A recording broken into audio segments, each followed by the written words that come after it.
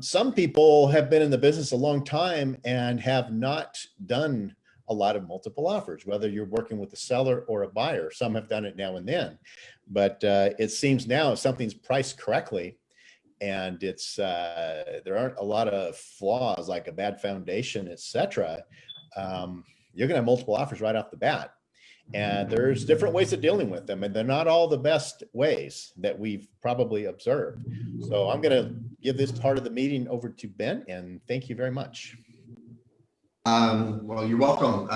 It's interesting as we're going through the meeting and we saw 4 new listings in this office, which is incredibly indicative of our market. You know, what's prompting this pent-up demand and everything else is our limited inventory.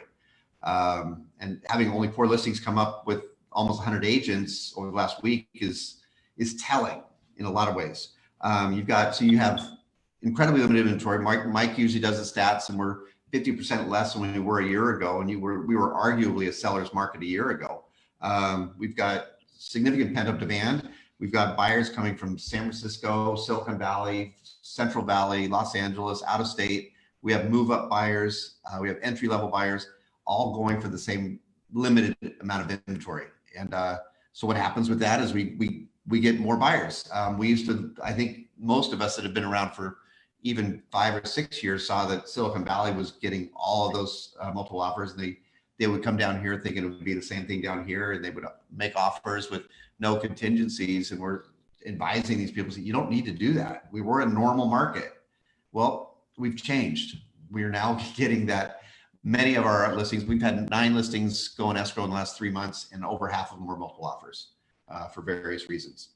So you got a buyer and a seller. So we're going to talk a little bit about each, but like any mastermind, I don't know everything. And so if, I'm looking at, other people out there that have been in this business as long as I have, or Bill Osterdick or Ed Silberti longer. I'm sorry to say that out loud. A lot longer, huh? But so it's what's you still want a win-win or no deal. We talked about that in our profit share, but unfortunately with multiple offers, you don't have a win-win. So there's going to be losers. So how do we create our clients to be the winners? So I just wrote some notes down. So if you have, let's talk about sellers for a minute or a few minutes. So you're going to set the stage that there could be multiple offers. You're going to set that up front. There may not be, but there certainly could be. And what does that mean? You're going to talk to them that that the highest might not be the best offer in this case. There's lots of different factors. There's financing. If they didn't have Jeff, they might have a VA loan, and you might say, that might not be the best, even though that might be the highest, it might not be the best. If they have Jeff with a VA loan, that's a whole different story. He's the #1 VA lender in all of Monterey County, as I believe to be the case. There's appraisal contingency. So, if you're going to have a multiple offer, chances are that's going to drive up the price, and you've got to talk to your sellers. Okay, so we may have some appraisal issues, and what's that going to look like? And we're going to do the same thing with the buyers. Contingency timeframes, they all play a part. If you've got, somebody who's got a contingency to sell their house, that might not be your highest and best, even though all the terms. Now that might be if your seller doesn't know where they're going. So it's each case is going to be a little bit different, which will dictate how you're going to respond to your multiple offers. But let's say you do have multiple offers, and let's say there's 10, and so what I usually do is I take the ones that make the most sense. If I've got a very low ball offer or a contingent offer that they have to sell a property and my seller wants to move very quickly, or in this case it's a VA loan and they're not using Jeff and they're significant Section 1 items, we may not add those to our multiple offer, if that makes sense. So now we're going to take the top 2 or 3, the ones that have the most cash down are all cash is king. So the ones that have the most cash down, they might not have an appraisal issue. You may, part of your multiple offer, you may actually say in your multiple offer is, so there is remove the appraisal contingency or something to that effect. You also might put, and this is where I'd like to get other people talking about it. You'll often see on the buyer or in the seller aspect, you're going to say, okay, we want the 3 or 4 buyers that are left to give us their highest and best. What does that look like? And again, when we go to the buyer side, we'll ask a few more questions, but what is the highest and best? So you're going to counter all the multiples, all the offers that you have, please provide your highest and best offer. So then what I've done on the buyer side is, if it makes sense, I will say we will offer $1,000 more than any other considered offer up to a certain amount. You know, I wouldn't leave that checkbook empty, but I might go up to $25,000 more than wherever the offer is. And that's kind of how we played it. And that's usually gets me to, you know, again, it's as the buyer, if I'm representing the buyer, I'm going to be looking a little bit more intently on what the needs are for the seller. But in this case, if you're just representing the seller, you're going to say, okay, so we want to take and you're going to create a spreadsheet for the seller, and you're going to number those offers. Don't put the names down. Just put offer number 1, offer number 2, offer number 3, offer number 4. Put the highlights. How much down are they putting down? What are their contingency timeframes? Do they have to sell a house? You'll put this all on a spreadsheet, and you'll give that to them. Then you'll be able to walk them through the 4 or 5 or 6 or 10 or 12 or 20 offers that you have. And by taking the names away, it's not emotional. It's just offer number 1. They're just looking at it. Okay, it's what's best for them. And that's, if you're representing the seller, that's your job, is to do what's best for them. Mike, I'm going to ask you to give input from regarding sellers. You've done this as long as I have. What's your input? I think it's really important to get them organized. I also think it's really important to weed out the people, as Ben said, that are in the low ball area. But on the other token, sometimes people come in at a low offer, not knowing there's a multiple coming, and they could end up being your highest and best down the road. And that's why getting that highest and best communication out there is key. And I always gave them a deadline. Like I said, I will tell them that the seller will be considering all offers at noon on Monday. We'd like to have your highest and best submitted no later than 10 a.m. Monday, that sort of thing. And it kind of put a little pressure on them. A couple of times this has worked out well, and sometimes it doesn't, is at the table. I usually would go to, we're not able to do that now, but you're on Zoom or on a telephone call with your client, and everyone submitted their highest and best. So you find, I'm not opposed to picking up the phone, calling those 2 agents or 3 who are at highest and best. Can your people go any higher? I'm at the table with the seller right now, and they're deciding, and it's really close. And can you do any more? Are you at your max? I'm just letting you know. And they've come up based on that. You might say that's a little high pressure, but sure, you're representing your seller. Yeah. And the thing I don't like, and I know that, and we've talked about this before, and I think even one of our legal forums, we talked about it too, is putting names and love letters and all those kinds of things into the mix, because that can just sway the sellers a little bit. Like, I'm a retired teacher, and this is a brand new teacher with a young family, et cetera. That's great to hit that the buyer's trying to hit the emotional side of the seller, but from the seller's point of view, your job is to represent them as a business person. However, if they want to see all the letters and all that, then you're going to do what they tell you.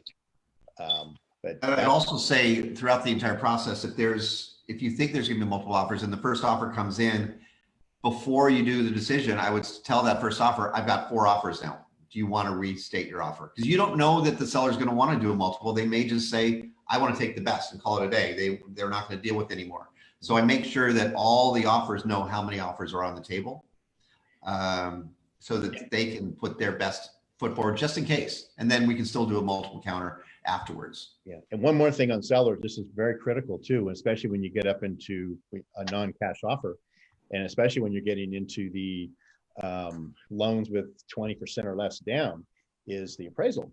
If the buyer comes in at $50,000 or 60, whatever above list price, and you've developed that list price with your comps, can that buyer bridge the appraisal if it comes in under appraised value? So that high offer may end up being negotiated back down to list price or whatever the appraised value is. So that, I believe, always needs to be addressed. Even if a cash offer keeps the appraisal contingency in there, the same thing. And there is, there's limitations on how we can handle that, but that's always you could have an offer that's $200,000 more. It doesn't mean it's the best or the highest offer if they can't afford to bridge that. So what you may end up doing in that case is if you've got 10 offers and 3 or 4 of them get to the top and they're all pretty close, you may do a counter back to them with an amount and say, remove appraisal contingency, or you're willing to pay up to $25,000 over appraisal, or something out that to just make sure that your sellers are taken care of and they don't have to go back to that drawing board. The other thing is, as you're going through this entire process, representing the seller and talking to the other offers, is if you don't get this offer, Mr. Buyer, would you consider being in a backup position? And you get that backup tied up right away, because that will make the first offer perform in a very, very, you keep those timelines tight, and you make sure that they know, you make sure that the first buyer that wins knows that there's a backup right behind them. And that will make sure that they're going to perform and not ask for the kitchen sink and everything else. Yeah. Anything else on sellers that anybody, Bill or Ed or Liz or Michelle or Tommy or Corey? Corey's done multiple offers already in his young career. Anybody else have any other thoughts you want to talk from a seller's perspective? Pat, Matt, you do multiple offers a lot. Linda, Doris, you've been in this for a while. Anybody have any other thoughts? Ben, I'd like to ask something. Yep, Kathy. Yeah, I've been in that position. How do you, with your buyers, know what they actually have? I've had them come back to me and say, we have multiple offers, but how do I know? What do you tell me? What do you mean? What? How do I know what the other people came in with? Well, I had a buyer in Prunedale a while back, and the place had been on the market for a while, sitting. And so we made an offer, and all of a sudden they come back and say, we've got multiple offers. So how do I know they really do have multiple offers? That was a great question with BLRG. I want to say about 8 months ago. And I don't believe, other than getting the seller to, Mike, do you know that more than I do? You're my broker. You can't, here's the thing on the reality side of it.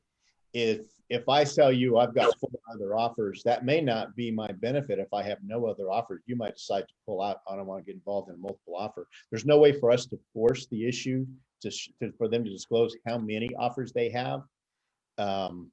We could ask, and we can take their word. They are under no obligation to tell us how much those offers are or any of the terms or conditions, but they can. Technically, they can, with seller's permission. It's right in our advisory that might happen, but you can't force it, unfortunately. Right. And I think that any agent that's been in the business for any length of time would be fearful that the buyer and the seller have this conversation at some point. And the buyer says, "Man, you had 4 offers on this house," and the seller says, "No, I didn't." This was Mike. This was the agent was the seller's mom, and we just didn't. I don't know. Several kind of shady things went on, and we just really didn't believe her. But my buyer really, really wanted that house, so we came up a little bit and got it. Yeah, I think it boils down to, there are shady agents. I like to believe that most of the agents are not, based on the fact they want to keep doing business in this town for a long period of time. Yep, but exactly. it really boils down to what the buyer's willing to pay. And if the buyer's willing to pay that additional, it's maybe you could have bluffed back, but on the other hand, is it worth it for the buyer to bluff back and say, no, I'm going to stick at this price? Because how many times have you been in a position where the buyer sticks at that price and you think that you're the highest, or you think they're lying, and then someone else takes it? Sometimes the buyer doesn't trust the other agent. The buyer doesn't trust the seller and says, no, I think they're lying. Let's just stay at this price. And then it's gone. Yeah. So just be cautious. It's a bad analogy, but you're playing poker and you don't know what the other person has, and you won't know.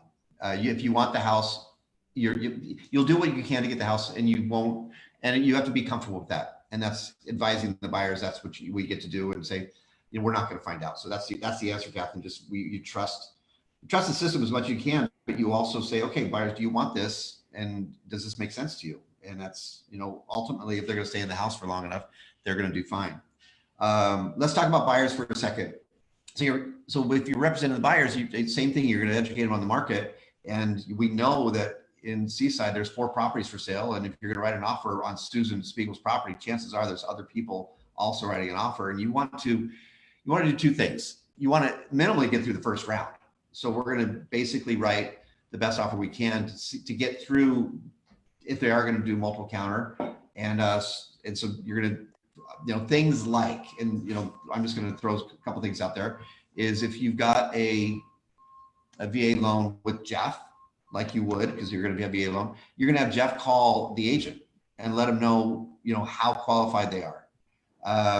And that's going to be, he's a very well-respected agent, person in our community. And you need to, because you're up against the wall if you've got a VA loan. I'm sorry, Jeff, but you are if you've got all cash and other things.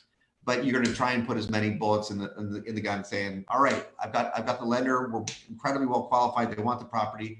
We're going to take care of the Section 1 prior to close on us, or we're going to ask you to do it, but we'll pay however you want to do it. But you're going to have Jeff call on your behalf. If you've got an FHA loan, the same thing, but you're up against the guns, you're setting your buyers up for probably you're going to be writing a few offers. But you want to get through the first round. And the way you do that is you're going to do 20% down, ideally, more cash you can do. What I would do sometimes is I'll write a very seller-friendly offer, hoping that we can avoid the counter. And so things like what I've done before is I'll take on the government retrofits, not the sewer laterals, because that's a wild card. But the government retrofits typically are your toilets, which $250 a toilet max. It's going to be the hot water heater strapped and braced. It's going to be maybe there's going to be an issue with the city, and that's going to be a shed or something like that. And so we're going to take that on. Now, what that means is if we do get it, we can still ask for concessions down the road, but you want to get in the driver's seat. You want to be driving. And so you're going to write an offer that's going to be able to allow that to happen. So take on some of the costs that typically, escrow fees are typically $600, $700, $800. It's not a deal breaker, and you can make a very, very easy decision for the seller.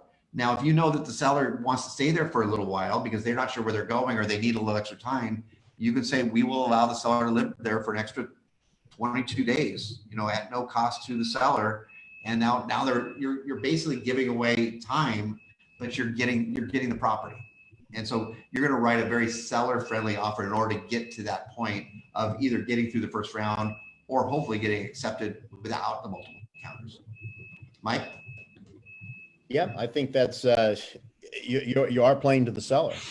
And one of the things too is when you finally submit your highest and best, having that telephone conversation with the realtor, not the email, not the text, but the telephone conversation.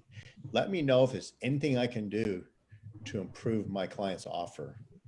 We put this in our highest and best, but let me know what I can do.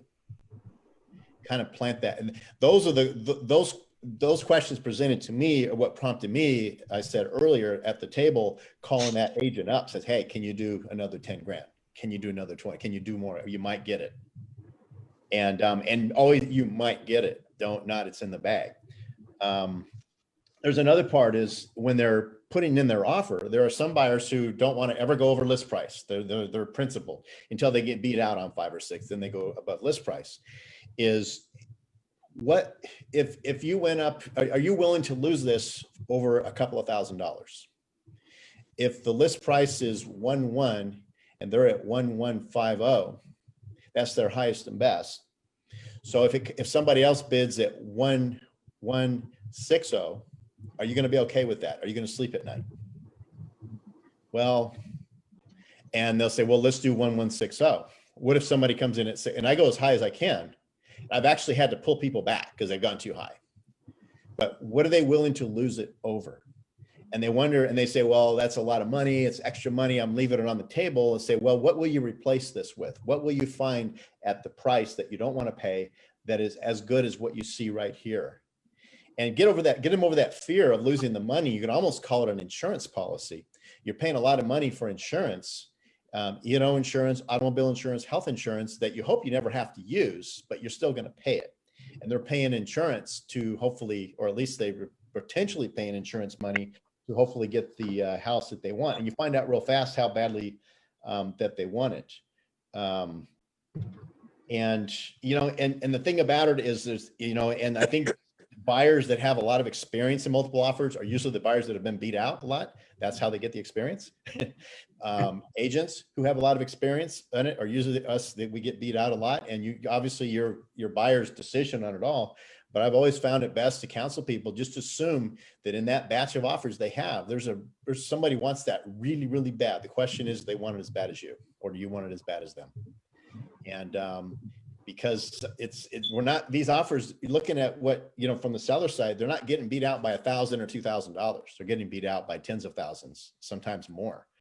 And so those are a couple of points I would. The two things I would add to that is that you want to get in the driver's seat. So you want to get accepted. Once you're accepted, you've got time to do more inspections. You've got time to think about things. You've got 17 days to do more, and you're still negotiating. So it's that 1160 that you're thinking you're going to be spending.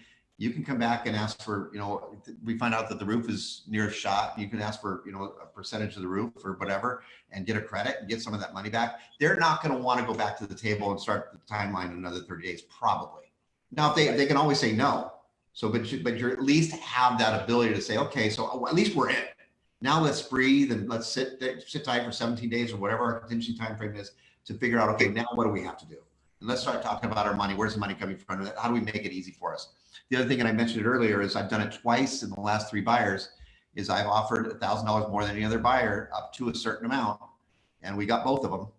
It's a scary proposition, but if the buyers are very, they want it, and they did, and they were going to do what it took. And the good news with both of them, I think it was $1,000 more than asking. That just cleared up they didn't have to do a multiple counter. That was right up front. Hey, Ben, when you do that, are you asking for proof? Are you saying we'll take $1,000 more, but we want to see that other offer? Are you putting that in the front page? I just need to see the front page of the other offer. Yes. Yeah. So really quickly, agents are still not asking. I've got one agent that's actually a KW agent. Holly Nutt asks me to call every time we have an offer. She writes a lot of offers.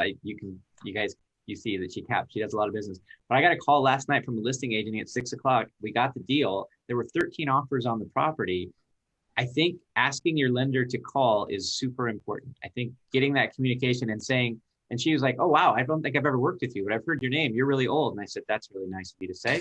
But it was like the idea of if you can break through the contract and get to that personal from the buyer side. And Mike, I absolutely hear what you're saying about don't make it personal for the seller. But if you can get to the seller and you can talk to them as a buyer's agent, like it makes a big difference. Absolutely. Yeah. No, I represent the buyers. I have my buyers always write a letter that'll make the seller cry. And that's my statement to them. Write a letter that'll make them cry. And if it may be read, it may not, but let's not leave anything unturned. Well, keep in mind you're wearing one of two hats, and they're different, very different. It still shocks me how many agents say, I can't believe you're taking my call. Thanks for picking up my call. I couldn't get a hold of the other lender. I don't have the statistics because there's no way for me to track it, but I know for sure there are deals that we got because we picked up the phone and the other lender didn't. It was B of A or a large bank and they're not working after hours. The call I took last night at 6 o'clock resulted in a contract at 9 o'clock. So, I mean, it makes a difference if your lender is responsive. Well, by the way, Shane's on the phone. Shane's on this call also. So Shane is equally as available and great, and give him shout outs of love because he's and better looking, to be fair, better looking. Yeah. I definitely agree with what you're talking about. Like, I mean, that's pretty much common theme, especially in the Bay Area where I do about 50% of my business. Is it's almost in every single mortgage offer, lender has to reach out to the listing agent. Sometimes I even talk to the sellers. Like it needs to even go, past the gatekeeper. And it is really important. And on top of that, because Jeff and I, we're blessed and we do a lot of business, the listing agents actually like to hear from it. Most of the times, like when they're accepting offers, they're like, okay, these guys pick up the phone, they do what they say. And sometimes that can be the difference between getting one accepted and walked over. So 100%. Coming from a market that was multiple offer city, a lot of lenders did call. And as a listing agent, when I get the call, I mean, sometimes it didn't work in their favor because they weren't exactly reliable, but most of them were. And it gives you a sense of comfort. when the lender, and also the lender, you know, I like it when they also stay in touch throughout the transaction with the listing agent. This is how things are going, especially when it's going well. But that does make a difference. That absolutely does, I can tell you. So that's all I have. But it's part of our world. And as I mentioned, we got 4 listings last week. We need to get some more listings because there's a lot more buyers than there are sellers right now. Anyone any questions for Ben? Good job, Ben. Ben, thank you so much. Excellent. Thank you. That was awesome. Right now, it's so timely.